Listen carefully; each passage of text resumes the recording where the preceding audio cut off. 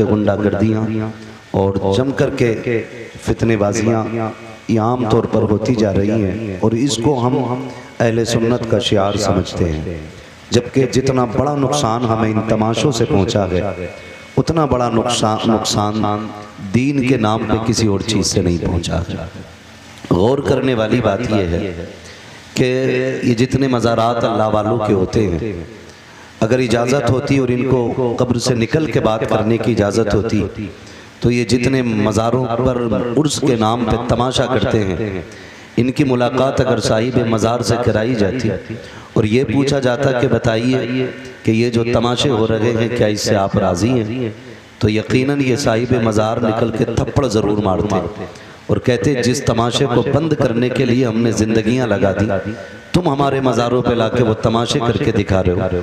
यही वजह है कि उर्स काफ़ी होते हैं लेकिन बरकतें ख़त्म हो चुकी हैं, क्योंकि इन तमाशों की बुनियाद पर, बाजे गाजों की बुनियाद पर अल्लाह वाले राज़ी नहीं होते बल्कि नाराज़ हो जाया करते हैं। अगर आप इनकी ज़िंदगियाँ देखें तो पूरी ज़िंदगी अल्लाह वालों की, अल्लाह और उसके रसूल के ज़िक्र में गुजर जाती है। दिन भर रोज़े रखना, रातों को क़याम करना, वक्त मिले तो अल्लाह के कुरान की तिलावत करना, फिर उसी की बरकत से अल्लाह तक़वे का नूर अता फरमाता है। फिर जब तक़वे का नूर आता है तो फिर अल्लाह उसके बाद विलायत का नूर अता फरमाता है, और जब विलायत का नूर अता होता है फिर उसके बाद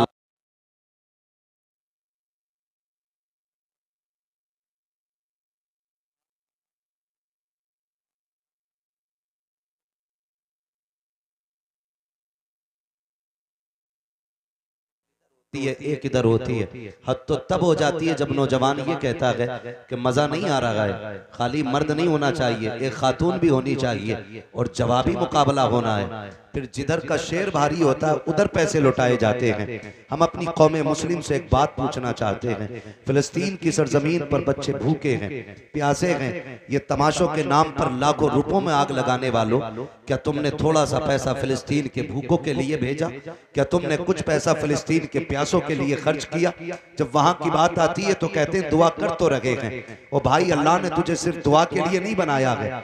अगर तेरे पास इतनी ताकत है कि तू उन मजलूमों की मदद माली तौर पे कर सकता है तो इन तमाशों से पैसा बचा करके किसी अच्छी जगह पे पैसा लगाया जाए। अगली बात मैं आपसे करूं, ये हमारी भोजपुर की बस्ती, पीपलसाना की बस्ती, इतनी बड़ी आबादी है कि यहाँ पे कसरत से मुस्लिम आबादी है।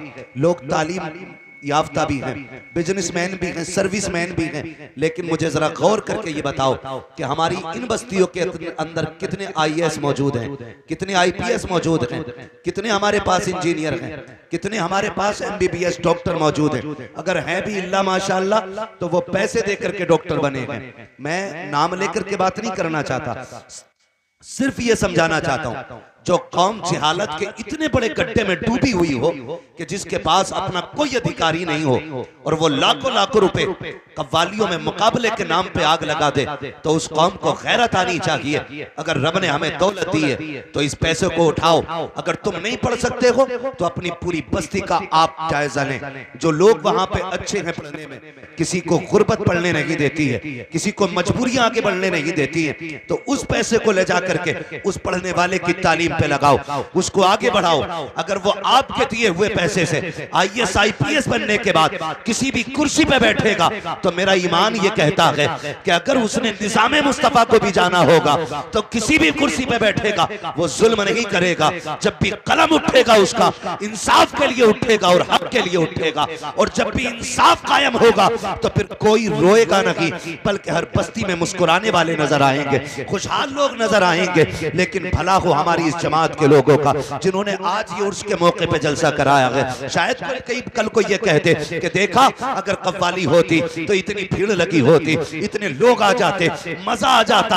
आग लगे ऐसे मजों को जिसने कौम का बेड़ा गर्क करके रख दिया है, तबाह करके रख दिया है मुआशरे को। जाओ जा करके देखो, जहां पर मुकाबलों की महफिलें होती हैं उनमें आने वाले बेटे भी हमारे होते हैं, बेटियां भी हमारी होती हैं। कल जब उस मेले के नतीजे में किसी की बेटी किसी बाप के मुंह पे काली पोत के चली जाती है तो जिम्मेदार उलमा को ठहराया जाता है कि मौलवी नहीं संभाल पा रहे हैं, इन्होंने माशरे को तबाह किया है। खुदा की कसम, अगर जमीन सलामत है इन्हीं उलमा के कदमों की वजह से सलामत है, अगर रिस्क मिल रहा है इन्हीं उलमा के कदमों की वजह से मिल रहा है। इन्होंने अभी काला काला रसूल की महफिलें लगा रखी हैं जिसकी बरकत मुआशरा बटोर रहा है। आपसे मैं इतना कहना चाहूंगा प्यारे, इन मेलों को बंद किया जाए, तमाशों को बंद किया जाए, पैसों में आग न लगाई जाए। हमारी कौम सबसे ज्यादा अगर पीछे पड़ी है तो मेलों के पीछे है, मजारों के गुंबद के पीछे पड़ी है। इन फालतू के खर्चों से पैसा बचाओ, तालीम पे पैसा लगाओ, बच्चों को आगे बढ़ाओ। अब दौर वो आ गया है कि यहाँ हथियार से जंग नहीं जीती जाएगी, बम और तोप से जंग नहीं जीती जाएगी। कौम वो आगे जाएगी जिसके हाथ में इक़्तिदार होगा या जिसके हाथ में कलम की ताकत होगी। सुभान अल्लाह, सुभान अल्लाह। आगे नहीं बढ़ सकते हो। और रह गई दो रोटियों की बात, तो पेट तो कुत्ते भी पाल लेते हैं, पेट कुत्ते भी पाल लेते हैं। अगर आप दो रोटी कमा सकते हैं तो कौन से कमाल की बात है। मजा तो जब है जब हमारा मुआशरा निज़ाम मुस्तफ़ा के मुताबिक जिंदगी गुजारे, निज़ाम मुस्तफ़ा के मुताबिक जिंदगी गुजारे। पूरा साल जम के ब्याज लेते हैं, पूरा साल जम के रिश्वतें लेते, पूरा साल जम के झूठ बोलते, धोखा दे के सौदा बेचते। साल में एक बार उर्स आ गया, चादर चढ़ा दी, सारे गुनाह माफ। ये चादर मजार पे डाली है या अपने पापों पे डाली? ये कंडीशन हमारी कौम की है। नौजवानों, हमें अपने नजरिए बदलने होंगे, अपने आप को बदलना होगा, अपने तरीके बदलने होंगे। ये महफिल जैसा कि अभी हज़रत अल्लामा मौलाना फैजान रज़ा अजीज़ी ने बताया, इतनी अज़मत और बरकतों वाली महफिल है। जो यहाँ के बैठ जाता है वो बख्श दिया जाता है, बख्श दिया जाता है। आप कहेंगे बड़े बड़े पापी आते हैं, तो रब की रहमत है, कहती महबूब मैं इन गुनाहगारों के गुनाह नहीं देख के तक के, बल्कि मैं तेरे चेहरे के सदक़े में आने वालों को बख्श देता हूँ। सुभान अल्लाह। हुजूर के सदक़े में हम बख्शे जाते हैं। जब हम हुजूर के सदक़े में बख्शे जाते हैं तो फिर काम भी वो करें जो मदीने वाले को पसंद है, जो हुजूर को पसंद है वो काम करना चाहिए। ये मेले तमाशों में बेपर्दगियां कितनी होती हैं, हद से ज्यादा बेपर्दगियां होती हैं। जबकि मदीना शरीफ की ये तारीख रही है जब पर्दे का हुक्म लाजिम किया। मेरे महबूब ने फरमाया कि रब ने फरमाया औरतों से कह दो कि वो रास्ते में साइड से चला करें। तो मदीना शरीफ की ये तारीख रही, औरतें इतनी दीवार से चिपक के चलती थी कि उनके बाजुओं से कपड़े घिस घिस के फट जाया करते थे। आज क्या हाल है मुआशरे का? आज आप रास्ते से हटे तो हटे, वरना सामने से आने वाला हटने के लिए तैयार नहीं है। इस मुआशरे को कितने बर्बाद किया, किसने बर्बाद किया, किसने बर्बाद किया? ओ भाई, कहीं ना कहीं हम ही इसके जिम्मेदार हैं। अल्लाह और उसके रसूल का खौफ करें। हमें क़यामत में अपने रब को मुंह दिखाना है, मुस्तफ़ा से मुलाकात करनी है, तो क्यों ना वो काम करें जब मरने के बाद जनाजा निकले तो बताने की जरूरत ना पड़े कौन गुजर के जा रहा है। तुम्हारे जनाजे का कफन ये बता दे, लहद में इश्क़ रुखे शह का दाग लेके चले, अंधेरी रात सुनी थी चराग लेके चले, तेरे गुलामों का नक्शे कदम है राह खुदा, वो क्या भटक सके जो ये सुराग लेके चले। सुभान अल्लाह। नारे तकबीर, नारे रिसालत, उलमाए अहले सुन्नत, हज़रत अल्लामा मुफ्ती अहमद रज़ा साहब क़िबला, नारे तकबीर, नारे रिसालत। और चादरों की भी हकीकत ही है। 6-6 किलोमीटर से हजरत कह रहे 70 गज की चादर ला रहे, मैं ढोल के आ रहा है 70 गज की चादर 12 किलोमीटर से नौजवान लेके चले। ख्याल आता शायद सारे रोजा रख के चले होंगे। हर कदम पे 2-2 रकात नफल अदा करते आते होंगे। फर्ज तो फर्ज, तहज्जुद नहीं छूटती होगी। लेकिन जब पहुंचो और जब चादर आए तो देखो कोई भांग पी के आ रहा है, कोई चरस मार के आ रहा है, कोई रास्ते में थक गया था तो पौवा ही मार दिया। ये हकीकत हमारे मज़ारों की चादर की है। मसला के आला हजरत ये है कि अगर पहले से मज़ार पे एक चादर मौजूद है, जब तक वो बोसीदा ना हो जाए दूसरी चादर चढ़ाने की इजाजत नहीं। ये मसला के आला हजरत है। और धंधा बना लिया मुजावरों ने, मौलवियों को नहीं बुलाएंगे, जलसा नहीं कराएंगे वरना पोल खुल जाएगी। हाँ, और कह रहा कि ये मौलवी और मुफ्ती के फतवे हमें क्या रोकेंगे। अल्लाह ने हमें तेरी गर्दन काटने के लिए मुकल्लफ नहीं किया, हमारा काम सिर्फ बताना है। हम बता के जाएंगे, तुझे कोई नहीं रोकेगा, तू शैतान की औलाद है, मत रुक। पता चल जाएगा जब मर के कब्र में लेटेगा, वो लठियां चलेंगी, कोई बचाने वाला नहीं होगा। हाँ, मुजावर मर रहे हैं, मजार बन रहे हैं सबके। ओ भाई जो लायक मजार है उसका बनाओ। पतंगे शाह, मलंगे शाह, जुब्बे शाह, कंगन शाह, चुटिया शाह, लुटिया शाह, सारे मजार बना दिए। आने वाले दौर में इतने मजारों पे आने वाले नहीं होंगे जितने मजार नजर आए। हर एक का मजार न बनाओ, जो मजार के लायक है उसी का मजार बनाया जाए। पता चला कि ये किन का मजार है, कि ये वो हैं इनकी कभी पतंग कटी नहीं थी, लोगों ने उनका ही मजार बना दिया। ले भाई, इसकी पतंग नहीं कटी तो ये बाबा हो गया। डरें, अल्लाह के अजाब से डरें और खौफ करें। जो लायक हैं इसके उन्हीं का मजार बनना चाहिए। अब तो बिजनेस चल रहा चादरों में भी, 100-150 चादरें चढ़ जाती हैं रोज की उर्सों पे, और फिर अगले दिन वही मुजावर दुकान वालों को बेच देते हैं, फिर वही दुकान वाले फिर मजार पे बेच देते हैं। अल्लाह तौफीक दे। मैं मना नहीं करता आपको खर्च करने से, करना है ना, फिर एक काम करना, आप एक जोड़ा लाना और ढूंढ लेना तुम्हारी बस्ती में गरीब कौन है, कमजोर कौन है। फिर मजार वाले के पास जाना, कहना बाबा मैं चादर नहीं लेके आया, तेरी तरफ से फला यतीम के लिए जोड़ा लेके आया, तेरी जानिब से फला गरीब के लिए ये कपड़े लेके आया हूं। खुदा की कसम अगर मजार वाले की जानिब से किसी गरीब की मदद की जाएगी, मजार वाला भी राजी हो जाएगा, काबे वाला भी राजी। सुभान अल्लाह, सुभान अल्लाह। लेकिन अब तो मामला ही कुछ और है, मामलात ही बिगड़ते जा रहे हैं, बदलते जा रहे हैं। अल्लाह वालों की जानिब से लोगों की मदद करो, उस पे अल्लाह वाला राजी होगा। सरकारे बगदाद का नाम सुना है गौसे पाक का? सुना है? बोले सुना है? सुना है ना सरकारे बगदाद का नाम? अल्लाह अकबर, शान जानते हैं। एक दिन आप कहीं जा रहे थे सफर में, तो दरिया पार करना था आपको, कश्ती के करीब पहुंचे, एक बंदा खड़ा रो रहा था। आपने फरमाया रो क्यों रहा है? क्योंकि आप करीम इब्ने करीम है, सखी इब्ने सखी। जब नाना ने आंख में आंसू नहीं देखा तो नवासा कैसे देखते? सुभान अल्लाह। कहने लगे किधर जा रहे हो? कैसे खड़े? उसने कहा हुजूर दरिया पार करना था, लेकिन किराए का पैसा नहीं था, कश्ती वाले ने मुझे उतार दिया। आप वहीं रुक गए। अपने शागिर्द से फरमाया जाओ मेरी दरसगाह में सोने के सिक्कों की थैली रखी है, वो उठा के ले आओ। आपने वो थैली मंगाई और उस कश्ती वाले को बुला के फरमाया ये सिक्के रख ले। उसने कहा हुजूर किस लिए? फरमाने लगे आज के बाद अगर कोई दरिया पार करना चाहे और उसके पास किराया ना हो ना, तो अब्दुल कादिर जिलानी के पैसे से उसको पार करा दिया। सुभान अल्लाह, सुभान। ये अल्लाह वालों के नजरिए होते हैं। ये नहीं है गर्दन झुकाई दे 500 रुपए बाबा लेगा। ये डकैत है, डकैत, ये चोर है। अल्लाह वालों के नाम पे जेबें काटी जाती है। खुदारा बदले रवैये अपने और माशरे को बेहतर करें। हम सुबह ही उठते हैं, आके मसल के बाबा से जाके कहते हैं बाबा बरकत दे दो, रोजी दे दो। ओ भाई सबसे पहले उठ अपने बाप की खिदमत में जा, उसके कदम चूम ले। खुदा की कसम तू कहे या ना कहे, अल्लाह तेरे रिस्क में बरकतें अता फरमा दे। बाप रो रहा है और बेटा अगरबत्ती लगा रहा है, बाप रो रहा है, बेटा चादर चढ़ा रहा है। अम्मा कह रही है ये देख ये सूट कई कितने साल पुराना है, इसमें इतनी जगह से पैबंद लग गए, अब कोई नया खरीदवा दे। तो अम्मा के खरीद, अम्मा के लिए एक सूट नहीं हमारे पास, और चादरें चढ़ाने के लिए 300-300 रुपए, 900 रुपए, 1100 रुपए मौजूद हैं। तुम्हें क्या लगता है माँ को रुला के जाओ मजार पे चादर चढ़ाओ, इससे अल्लाह राजी हो सकता है? नहीं। महबूब अलैहिस्सलाम ने ऐलान जिहाद फरमाया।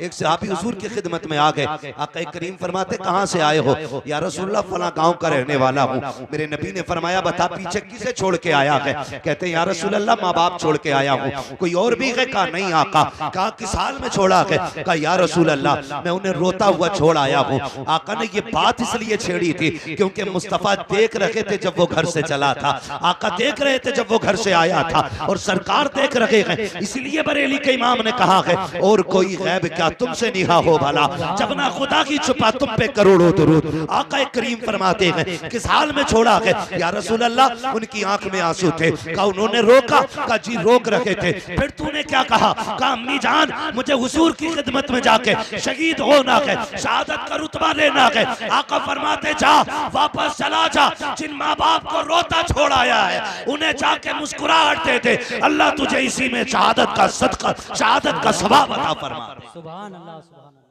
सोचो तो सही, हुजूर फरमाते जंग लड़ने शहीद होने से बेहतर यह है कि तू अपने माँ बाप को जाके उनके लबों पे मुस्कुराहट दे दे।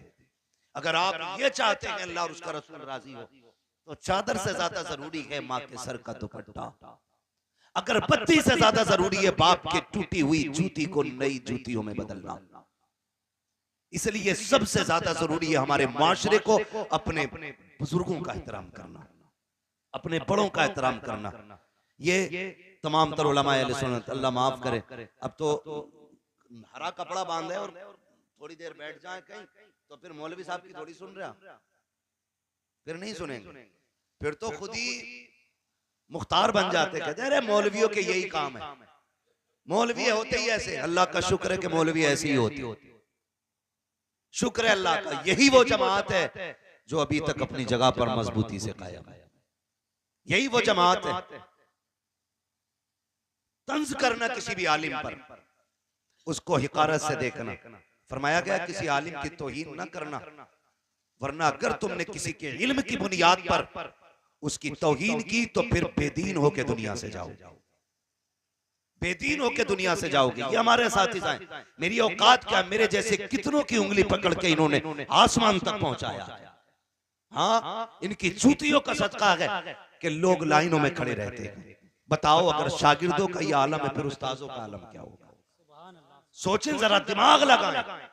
जिसकी ये उंगली पकड़ दें उसे इतना ऊंचा कर देते तो फिर रब ने इनका मकाम कितना ऊंचा कर रखा होगा। मैं उलमा की बात नहीं करता, आप समझे, जरा दिमाग लगाएं। नौजवानों से बात कर रहा हूं। अब लकीर के फकीर नहीं रह गए, सारे लोग दो रोटी खाते हैं और दिमाग लगाते हैं और अपने इल्म के मुताबिक फैसला करते हैं। फरमाया गया अगर तलबा किसी कब्रिस्तान से गुजार दिए जाएं, अल्लाह 40 दिन का अजाब उठा लेता है। अगर पढ़ने वालों की शान ये है तो फिर पढ़ाने वालों की शान का अलग। आप नौजवानों गुजारिश है मेरी आपसे, अगर रिस्क में बरकत चाहते हो, कमाई में बरकत चाहते हो तो फिर उलमा का एहतराम करें, उलमा की इज्जत करें। फरमाया गया जिसके घर में बरकत ना हो वो कुरान वालों पे खर्च किया करे, पढ़ने वालों पे खर्च किया करे। तुम्हारे कुरान वालों पे खर्च करना तुम्हारी दुनिया में भी बरकत का सबब बनेगा और आखिरत में भी खुदा की रहमत का सबब बनेगा। लाजिम ये है कि आज जो जाहिरी तौर पे रस्मन हम बुजुर्गों के साथ रवैये इख्तियार कर रहे हैं, ये हमारे गलत रवैये हैं। हमें सही तरीके से दुनिया में रहना है, अल्लाह और उसकी रसूल की रजा हासिल करनी है। फरमाया गया या अय्युहल्लज़ीना आमनुत्तकुल्लाह वकूनू मअस-सादिकीन, ईमान वालो अल्लाह से डरो और सच्चों के साथ हो जाओ। ये डर कब पैदा होगा?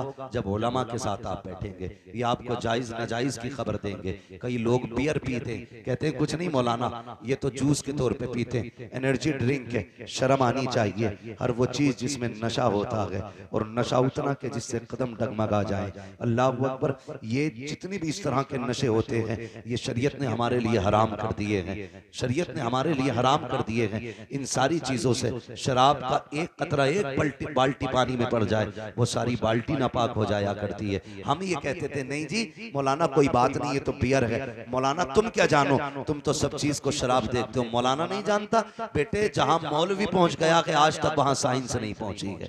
इसलिए कभी ये मत समझना कि मौलवी क्या जाने, मौलवी आज भी दुनिया के साइंटिस्ट से ज्यादा जानता है, इसलिए कि ये साइंसदान अपनी खोपड़ी के हिसाब से जानते हैं और उलमा मुस्तफा के दिए हुए दीन की वजह से जानते हैं। 1400 साल के बाद आज साइंस सीख के कहती है कि खड़े होके पानी पियोगे गुर्दे फेल हो जाएंगे, खड़े होके पानी पियोगे कैंसर हो जाएगा। 1400 साल पहले मेरे नबी ने बैठ के पानी पीना सिखाया था ताकि कयामत तक आने वाले ये लोग जान लें अगर लंबी जिंदगी जीनी है तो मुस्तफा के तरीके को अपनाना पड़ेगा। आज लाजिम है हुजूर के तरीके को अपनाया जाए, उलमा के साथ बैठें, हराम हलाल की तमीज करें, यूं ही मजार नहीं बन जाते। अला व मम्मा ताला हुब्बे आले मोहम्मद जाल अल्लाहु कब्रहु मज़ारा मलाइकतिर रहमा। खबरदार जो अहले बैत की मोहब्बत में दुनिया से जाता है अल्लाह उसकी कब्र को मजार बना दिया करता है, मजार बना दिया करता है। चूंकि मुझे जल्दी है, माजरत खा हूँ, इसलिए इजाजत चाहूंगा। बस जो हुए गलत उनको माफ फरमाए रब कायनात। जिंदगी ने दिया साथ, फिर होगी मुलाकात। चमन रहा, फूल खिलेंगे, जिंदगी रही, फिर मिलेंगे। सारे लोग कलमा शरीफ पढ़ लीजिए, ला इलाहा इल्लल्लाह मुहम्मदुर रसूलुल्लाह व मा अलैना इल्लल बलाग। अस्सलामु अलैकुम व रहमतुल्लाहि व बरकातहू।